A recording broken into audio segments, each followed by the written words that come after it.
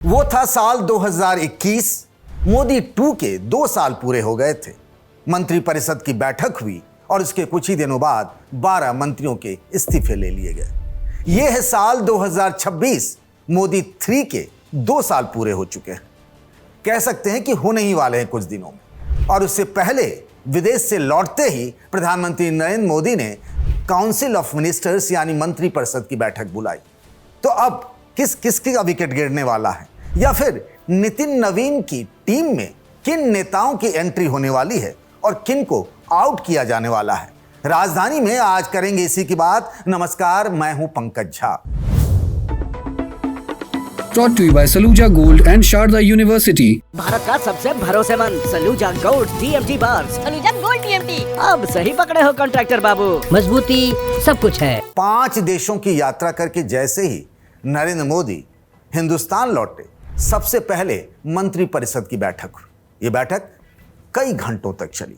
मंत्रिपरिषद कैबिनेट की मीटिंग से अलग होता है, क्योंकि कैबिनेट की बैठक में सिर्फ कैबिनेट मिनिस्टर्स होते हैं, लेकिन काउंसिल ऑफ मिनिस्टर्स की बैठक में जो स्वतंत्र प्रभार के राज्य मंत्री होते हैं और राज्य मंत्री होते हैं, उन सबको भी शामिल किया जाता है। अब ये बैठक 7 मई को होने वाली थी, लेकिन चूंकि प्रधानमंत्री को विदेश जाना था और मंत्रियों ने अपना होमवर्क पूरा नहीं किया था, इसीलिए बैठक 21 तारीख को हुई। Where the software engineer meets the gifted content writer, the world comes together at Sharda University. अब इस बैठक को लेकर इतनी हाई तौबा क्यों हो रही है, इतना हाई वोल्टेज मामला क्यों चल रहा है बीजेपी कैंप के अंदर कि इस बैठक के बाद बहुत कुछ बड़ा होने वाला है, यानी मोदी मंत्रिमंडल की तस्वीर बदलने वाली है। बीजेपी की जो टीम है, यानी कौन उपाध्यक्ष बनेगा, कौन सचिव बनेगा, कौन राष्ट्रीय महामंत्री बनेगा, यानी नितिन नवीन की टीम को लेकर के भी ये कहा जा रहा है कि वो भी पूरी बदल जाने वाली है। यानी अगले कुछ दिनों में बीजेपी में बहुत कुछ बड़ा होने वाला है। सवाल उठता यह है कि ये होगा कब, वो तारीख क्या है। ये तारीख प्रधानमंत्री को पता है, लेकिन बीजेपी के एक बड़े नेता जिनसे मेरी मुलाकात हुई, उन्होंने कहा कि प्रधानमंत्री कभी कभी शुभ मुहूर्त को भी देखकर काम करते हैं।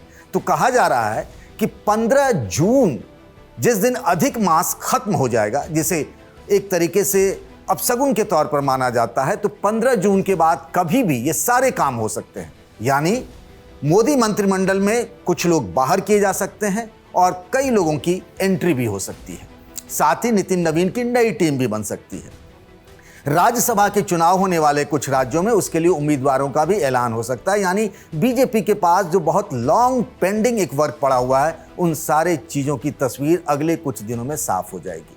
आप जानते हैं कि मोदी सरकार के 12 साल का कार्यकाल इसी 26 तारीख को पूरा हो रहा है और मोदी 3 के 2 साल पूरे हो रहे हैं 9 जून को। तो ये माना जा रहा है कि मंत्रिपरिषद की जो बैठक हुई, उसके बाद सरकार के तमाम बड़े बड़े मंत्री जो हैं देश के अलग अलग हिस्सों में जाकर प्रेस कॉन्फ्रेंस करेंगे। ये परंपरागत रूप से होता रहा है। 2021 में भी जब कई सारे मंत्री हटाए गए थे, तब भी ये काम हुआ था। यानी वो अपने राज्यों में जाएंगे, वहाँ पर सरकार के कामकाज के बारे में बताएंगे, ताकि बूथ लेवल तक लोगों के पास जानकारी जाए कि सरकार ने क्या किया है। एक तो 12 साल का काम का लेखा जोखा रहेगा और मोदी 3 के 2 साल के काम का भी लेखा जोखा रहेगा। अब आज जो मंत्रिपरिषद की बैठक हुई, उसमें यह मत मानकर चलिए कि प्रधानमंत्री ने उस मीटिंग के अंदर ही कह दिया होगा कि भाई फलाना जो है तुम्हारा काम खराब रहा, मंत्रिमंडल से तुम्हें हटा दिया जाएगा। आमतौर पर नरेंद्र मोदी और अमित शाह वाली बीजेपी में ये चलन रहा है कि बड़े फैसले 2 या 3 लोगों के बीच होते हैं। बड़ी बैठक में कभी ये फैसला नहीं होता है। और ये भी मानकर चलिए कि अगर किसी मीटिंग में उन्होंने किसी मंत्री की तारीफ कर दी सार्वजनिक रूप से सबके सामने, तो जरूरी नहीं है कि मंत्रिमंडल में उनकी सीट पक्की मान ली जाए। या फिर किसी के लिए उन्होंने कह दिया कि डांट दिया कि आपका काम ठीक नहीं है, तो ये मानकर न चला जा सकता है कि उनकी छुट्टी होने वाली है। याद करिए ना, क्या हुआ था हरियाणा में। मनोहर लाल खट्टर की जाकर के उन्होंने तारीफ की थी सार्वजनिक मंच से, और फिर अगले ही दिन क्या हुआ, मनोहर लाल खट्टर की जगह नायब सिंह सैनी होंगे हरियाणा के नए मुख्यमंत्री। इस बात की घोषणा हो गई थी। 2026 में आने वाले कुछ दिनों में बहुत कुछ बदलने वाला है। ये एक तरीके से वो स्क्रिप्ट है जो साल 2021 में भी ऐसे ही हुआ था, इसीलिए उसका भी जिक्र करना बड़ा जरूरी है। साल 2021 में काउंसिल ऑफ मिनिस्टर्स की बैठक हुई थी और उसके बाद अचानक से एक दिन प्रकाश जावड़ेकर के पास फोन गया। प्रकाश जावड़ेकर उस वक्त एक बड़े मंत्री थे बीजेपी में। उनके पास पर्यावरण, वन, इसके अलावा सूचना प्रसारण मंत्रालय, हम पत्रकारों का जिससे वास्ता पड़ता है, उस मंत्रालय के भी मंत्री थे। उनके पास फोन गया और कहा गया कि पार्टी आपको कोई और जिम्मेदारी देगी, मंत्रिमंडल में आपका काम अब यहीं तक। ये फोन किसका गया था? तब जेपी नड्डा बीजेपी के राष्ट्रीय अध्यक्ष हुआ करते थे और उन्होंने ही ये फोन कॉल किया। तो हो सकता है इस बार ये काम नितिन नवीन को करना पड़े। और जब प्रकाश जावड़ेकर को ये पता चला तो इसी बीच उनको ये भी पता चल गया कि उनके जो राज्य मंत्री हैं बाबुल सुप्रियो, उनको भी मंत्रिमंडल से हटाया जा रहा है। उन्होंने बाबुल सुप्रियो को फोन किया, उनका फोन नहीं उठा, तो फिर उन्होंने उनकी पत्नी को फोन किया और फिर ये जानकारी दी कि बाबुल सुप्रियो के लिए भी ये कहा जाने वाला है और उनके पास भी फोन आने वाला है। उस वक्त कई बड़े मंत्रियों की छुट्टी हो गई थी और सब सन्नाटे में रह गए, हैरान रह गए कि आखिर ये सब हुआ क्या, उसका क्राइटेरिया क्या है, किसी को कुछ नहीं पता। प्रकाश जावड़ेकर हटाए गए, रविशंकर प्रसाद उस वक्त में लॉ मिनिस्टर थे, उनको भी हटाया गया, आईटी कम्युनिकेशन मंत्री थे उस वक्त। इसके अलावा हर्षवर्धन जो स्वास्थ्य मंत्री थे, उनको हटाया गया। संतोष गंगवार जो यूपी के बरेली से कई बार के सांसद रहे, वो लेबर मिनिस्टर थे। थावर चंद गहलोत मध्य प्रदेश के, उनको हटा करके राज्यपाल बनाया गया। संतोष गंगवार को भी बाद में राज्यपाल बनाया गया।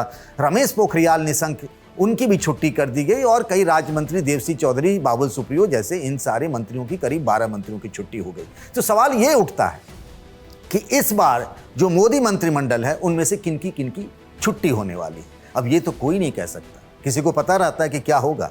बहुत सालों बाद ऐसा हुआ कि हम लोगों का गेसवर्क 2 मामलों में सही रहा। एक तो बंगाल के मुख्यमंत्री शुभेंदु अधिकारी और दूसरे बिहार के मुख्यमंत्री सम्राट चौधरी। वरना हम लोग जो कहते हैं अधिकतर वो ये होता है कि वो बात गलत साबित हो जाती है, बीजेपी की तरफ से किसी और का चयन हो जाता है।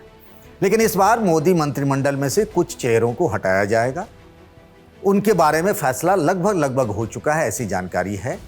इसका कनेक्शन कहीं ना कहीं नितिन नवीन, जो इसी साल 20 जनवरी को बीजेपी के राष्ट्रीय अध्यक्ष बने जेपी नड्डा की जगह पर। जेपी नड्डा अब मोदी सरकार में स्वास्थ्य मंत्री भर रह गए हैं, तो नितिन नवीन की टीम भी एक नई टीम बनेगी। ये नई टीम होती क्या है?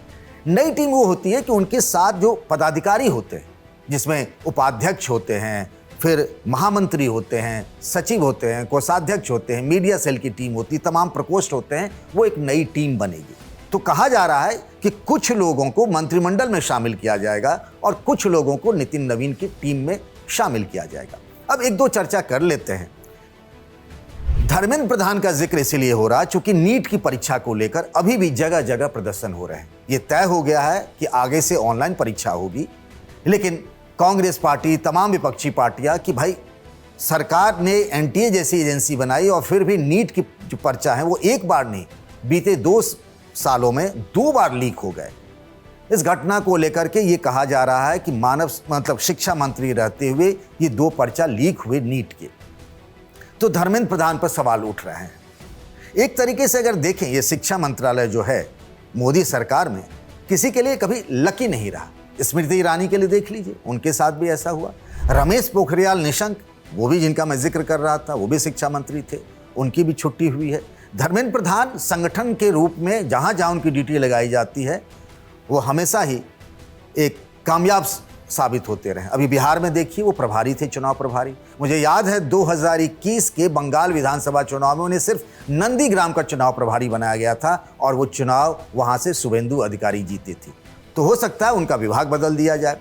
अब जैसे मैं आपको बताऊं कि कई चेहरों को कहा जा रहा है कि उनकी नितिन नवीन की टीम में उनकी वापसी हो सकती है या उनको शामिल किया जा सकता है। नितिन नवीन की टीम में अभी देखिए वसुंधरा राजे सिंधिया, सौदान सिंह, वैजयंत पंडा, सरोज पांडे, रेखा वर्मा, डीके अरुणा, एम चुबाराव, अब्दुल्ला कुट्टी, लक्ष्मीकांत वाजपेयी, लता उसेंडी और तारिक मंसूर, ये सभी राष्ट्रीय उपाध्यक्ष हैं। इनमें से 2-3 नाम को छोड़ दें तो कई सारे नामों के बारे में तो आम जनता को पता ही नहीं है। वसुंधरा राजे से हो गई, ऐसे कुछ नाम हैं जिनके बारे में लोग जानते हैं, बाद बाकी नामों के बारे में कोई जानता भी नहीं है। इसी तरीके से अगर आप देखें कि जो राष्ट्रीय महामंत्री हैं अभी अरुण सिंह हैं, दुष्यंत गौतम हैं, तरुण चुग हैं, विनोद तावड़े हैं, सुनील बंसल हैं, राधा मोहन दास अग्रवाल हैं, BL संतोष हैं। अब इसमें से सुनील बंसल का जिक्र इसीलिए कि जब उनको राष्ट्रीय महामंत्री के तौर पर 3 राज्यों की जिम्मेदारी दी गई थी तो वो था तेलंगाना, उड़ीसा और बंगाल। तब ये बात कही गई थी कि अरे तो सुनील बंसल के साथ उनको संटिंग कर दिया गया। लेकिन बंगाल में आज बीजेपी की सरकार है और उड़ीसा में भी बीजेपी की सरकार है, तो हो सकता है कि वो बने रहें। इसी तरीके से विनोद तावड़े के बारे में भी कहा जा रहा है। स्मृति ईरानी ने जिस तरीके से बंगाल में चुनाव प्रचार किया, वो अमेठी से चुनाव हार गई, क्या उन्हें संगठन में मौका मिल सकता है नितिन नवीन के टीम में? इसी तरीके से अन्नामलाई तमिलनाडु से, अभी तमिलनाडु में चुनाव हुए, बीजेपी का परफॉर्मेंस बहुत अच्छा तो नहीं रहा, मतलब ऐसी कोई बात ही नहीं हो पाई।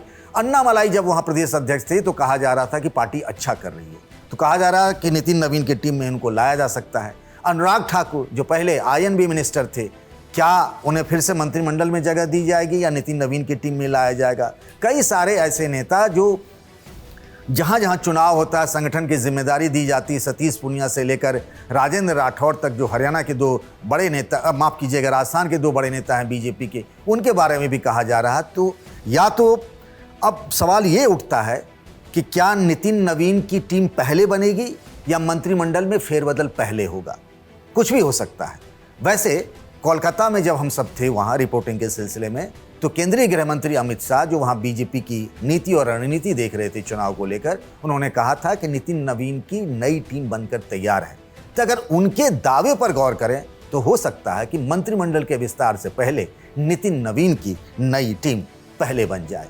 एक बात और भी है, अभी तक जितनी भी बार मंत्रिमंडल से लोगों की छुट्टी हुई है, उसमें से कुछ ऐसे विभाग हैं जिन पर कभी सवाल ही नहीं उठा। रक्षा मंत्रालय, विदेश मंत्रालय, वित्त मंत्रालय, गृह मंत्रालय, यानी दूसरे मंत्रालयों से मंत्रियों की छुट्टी हुई है। लेकिन इस बार मतलब चर्चा है वित्त मंत्रालय को लेकर भी, विदेश मंत्रालय को भी लेकर, लेकिन ये सारे फैसले प्रधानमंत्री को करना है और प्रधानमंत्री चौंकाने के लिए जाने जाते हैं। आपको क्या लगता है कि इस बार मंत्रिमंडल से, मोदी सरकार के मंत्रिमंडल से किसकी छुट्टी हो सकती है या किसकी वापसी हो सकती है, किसे शामिल किया जा सकता है? नितिन नवीन की टीम में क्या सरप्राइज चेहरा हो सकता है? आपको अगर कुछ गेसवर्क करना हो तो आप भी कर सकते हैं। राजधानी में आज के लिए बस इतना ही। इस वीडियो को बनाया हमारे साथी शुभम ने। बाकी खबरों के लिए बने रहिए द लल्लन टॉप के साथ।